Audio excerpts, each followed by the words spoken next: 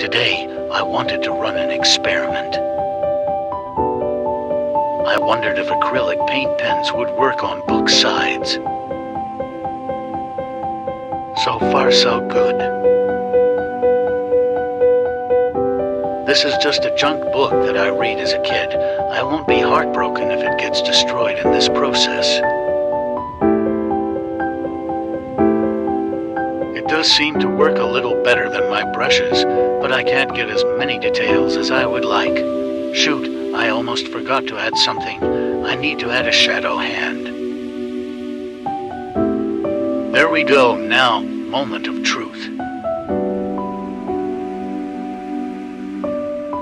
As you can see, this is a really damaged book, but the paint pens provided just enough paint not to bleed.